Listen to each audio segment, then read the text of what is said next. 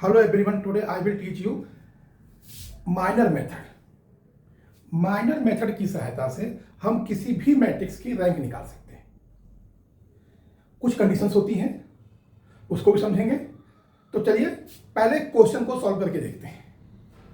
तो आज का जो क्वेश्चन है वह है find the rank of matrix A. इस ए मैट्रिक्स की हमें रैंक निकालनी है। इस मैट्रिक्स का अगर ऑर्डर देखें तो 3 क्रॉस 3 का है। इस माइनर मेथड को डिटरमिनेंट मेथड भी कहते हैं। क्यों कहते हैं? क्योंकि इस मैट्रिक्स की रैंक निकालने के लिए हमें सबसे पहले इसका डिटरमिनेंट चेक करना पड़ेगा। जो डिटरमिनेंट 0 आएगा, ध्यान दीजिएगा, यदि डिटरमिनेंट 0 आएगा तो इसकी रैंक जो होगी 3 से कम होगी। 3 से कम मतलब रहेगा लेस देन 3, यानी कि 2 भी हो सकती है और 1 भी हो सकती है।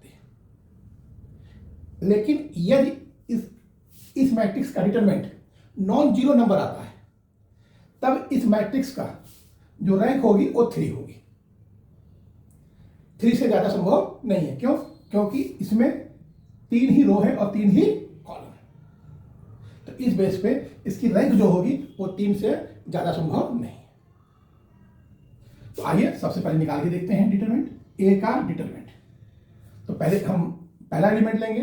पहला एलिमेंट का नंबर क्या है बेटा? First row first column. Position यही है इसकी कि फर्स्ट रो और फर्स्ट कॉलम। तो जो पोजीशन होगी उसके रो और कॉलम को हम स्किप कर देंगे। तो अगर हम इसको स्किप कर दें तो हमारे पास ये 4 एलिमेंट बचते हैं।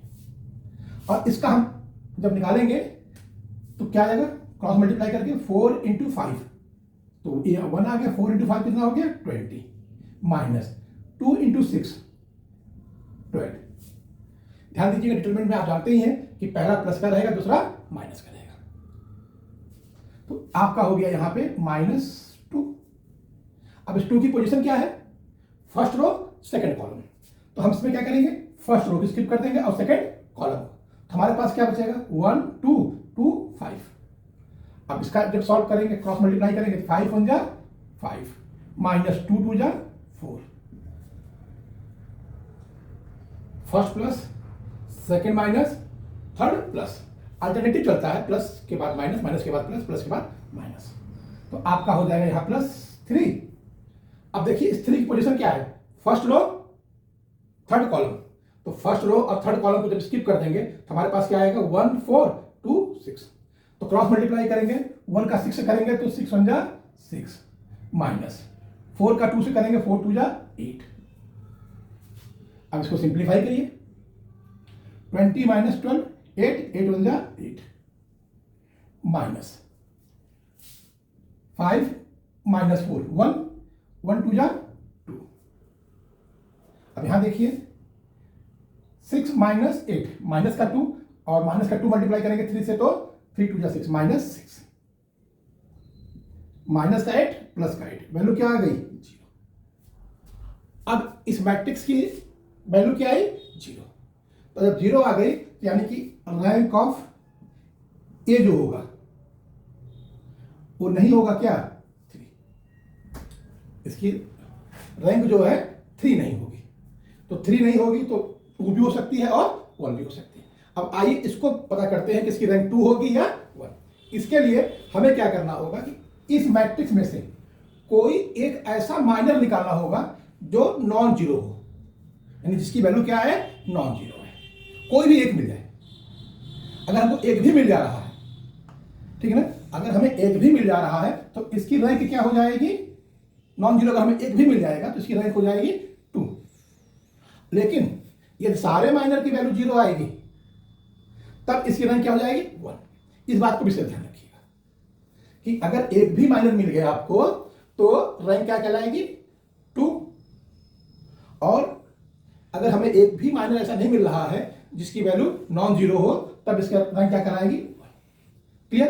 तो आइए, तो इस क्वेश्चन में हमें इस मैट्रिक्स में हमें साफ दिख रहा है कि ये पहला ही जो माइनर है इसकी वैल्यू नॉन जीरो है। तो आइए चेक कर लेते हैं। 1 2 1 4, इसकी वैल्यू निकालेंगे, क्रॉस मल्टीप्लाई करेंगे, 4 1 जा 4 माइनस 2 1 जा 2। 4 माइनस 2 कितना आ गया? 2, यानी ये नॉट इक्वल 0 हो गई। तो रैंक ऑफ ए जो हो गया आपके पास वो क्या आ गई? 2। बहुत सिंपल सा क्वेश्चन है और एक बहुत सिंपल सा मेथड भी है। अच्छा, जैसे किसी मेथड को हम पढ़ते हैं तो उसके एडवांटेज भी होते हैं और डिसएडवांटेज भी होते हैं। इसका एडवांटेज आप देख ही रहे हैं, बहुत आसानी से बहुत कम समय में हम किसी भी मैट्रिक्स के लिए फाइंड कर सकते हैं। ये जो एडवांटेज समझ में आ रहा है, तो डिसएडवांटेज क्या है? तो पहला डिसएडवांटेज ये है कि ये जो मेथड है ये केवल स्क्वायर मैट्रिक्स पे अप्लाई होता है, 2x2 3x3 जैसे मैट्रिक्स पे। इससे बड़ी मैट्रिक्स पे इसको हम अप्लाई नहीं कर सकते, कारण कि अगर 4x4 का है तो सोल्यूशन करने में बहुत टाइम लग जाएगा, तो पॉसिबिलिटी नहीं हो पाती। और दूसरा जो है, यह रेक्टेंगुलर मैट्रिक्स पर अप्लाई नहीं होता। क्यों भाई? ये डिटरमिनेंट है, मेथड है, डिटरमिनेंट की तरह निकलता है, और डिटरमिनेंट क्या होते हैं? हमेशा स्क्वायर में होते हैं। तो दो बातों का आपको ध्यान रखना है। यदि आप गिवन क्वेश्चन में मैट्रिक्स जो दिया है 4x4 की दिया है, 5x5 का दिया है, तो ऐसे मैट्रिक्स की रैंक जो है इस मेथड से नहीं निकालिए, कोशिश ना करिए। उसके लिए एक्लॉन फॉर्म, नॉर्मल फॉर्म का इस्तेमाल करिए। दूसरी बात, रेक्टेंगुलर मैट्रिक्स है तो भी उसके अप्लाई नहीं कर पाएंगे। तो ये इसके एडवांटेज और डिसएडवांटेज है। आई होप आपको अच्छे से समझ में आया हो।